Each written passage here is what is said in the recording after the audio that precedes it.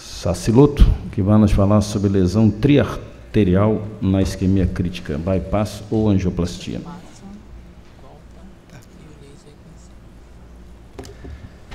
Agradeço à comissão organizadora pelo honroso convite, parabenizar pelo 25º encontro aqui do Rio de Janeiro. Nós vamos comentar sobre as lesões triarteriais no segmento infrapoplíteo, na isquemia crítica, bypass ou angioplastia. Como todos nós temos acompanhado, nos últimos anos houve uma mudança de paradigma no tratamento da doença oclusiva infrainguinal e o tratamento endovascular tem sido a primeira estratégia na grande maioria dos serviços. Esses são dados de um trabalho do grupo de Boston, mostrando 155 membros tratados, 86% com isquemia crítica, sucesso técnico inicial em 95%, eles mostram uma taxa de perviedade primária em 24 meses de mais de 90%, com um excelente índice de salvamento de membro nesse mesmo período. Do grupo também de Boston, agora do grupo do Promposelli, ele analisou 176 membros, e aqui ele já modifica bastante os resultados, mostrando que os pacientes TASC-D, ou as lesões mais extensas, apresentam uma taxa de restenose, reintervenção e amputação bem mais elevada. Mostra aqui 18% só dos TASCs-D ficaram livres de restenose, reintervenção e amputação, ou seja, 82% dos pacientes tiveram algum grau de restenose nesse período de acompanhamento. Nesse tipo de oclusão da trifurcação, poplítea se mostra favorável a uma angioplastia, tem um pertuito seguindo para a artéria fibular, e nesse tipo de paciente não há a menor dificuldade de proceder à angioplastia.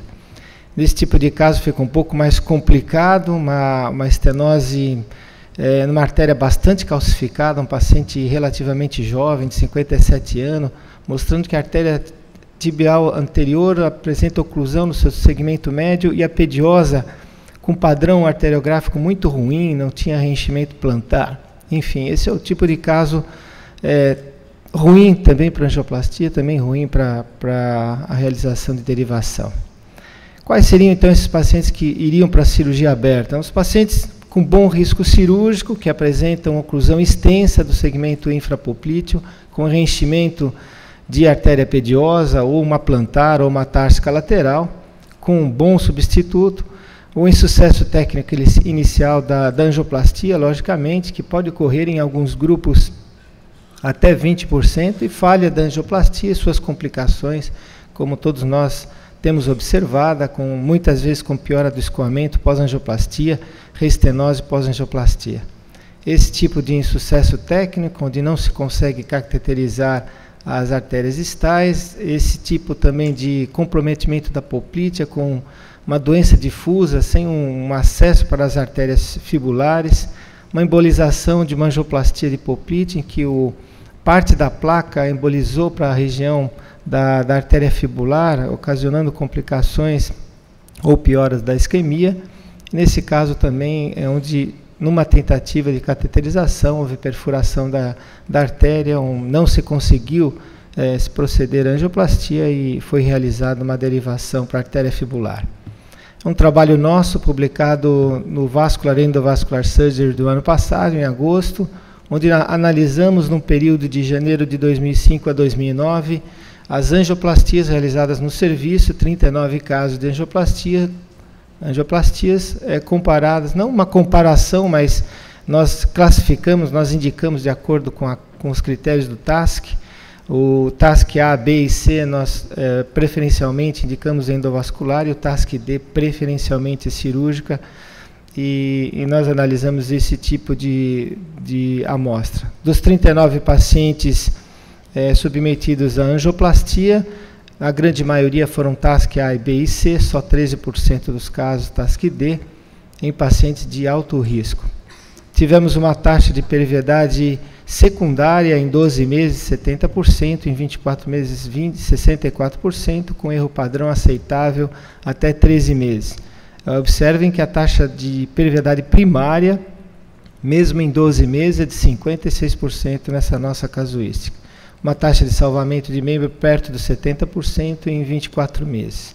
Em relação às derivações arteriais, foram 60 pacientes e tivemos uma boa taxa de perviedade, tanto aos 12 meses quanto aos 24 meses, uma perviedade secundária de 84,9% e de 63% em 24 meses, com também uma boa taxa de salvamento de membro, uma mortalidade operatória de 5%.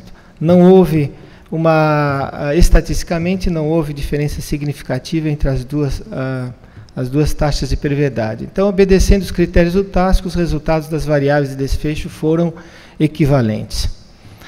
Um outro trabalho nosso, publicado no European Journal of Vascular Surgery, de 122 revascularizações inframaleolares, para lembrar que a cirurgia ainda está... não devemos esquecer a cirurgia na indicação das derivações distais.